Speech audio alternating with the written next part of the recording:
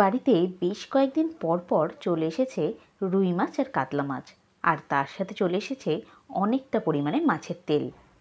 এই মাছের তেল দিয়ে আজকে বানাবো বড়া। চলুন দেখে নিন কিভাবে বড়া বানানো হচ্ছে। এখানে কুচি করে কেটে নিয়েছি দুটো মিডিয়াম সাইজের পেঁয়াজ। আপনার স্বাদ অনুযায়ী নিয়ে নেবেন লঙ্কা কুচি।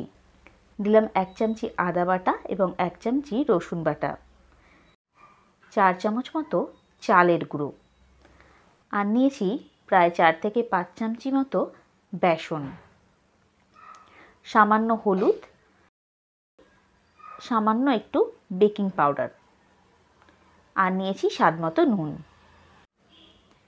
এবারে জল না দিয়ে এই সমস্ত কিছুকে ভালো করে মেখে নিতে হবে। মনে রাখবেন জল কিন্তু দেবেন না।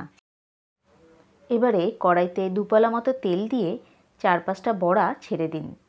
খুব স্লো ফ্লেমে ভাজতে হবে বড়াগুলো। এপিট-ওপিট লাল লাল করে ভেজে তুলে নিন।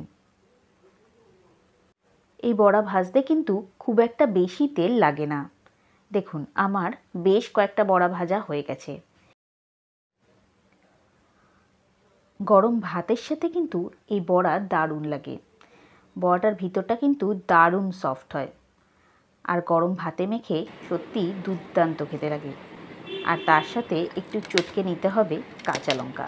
ব্যাস, সম্পূর্ণ ভাত কিন্তু এই বড়া দিয়েই আপনার খাওয়া হয়ে যাবে। শুধুমাত্র আমার কথাই নয়, একবার অবশ্যই বানিয়ে দেখুন।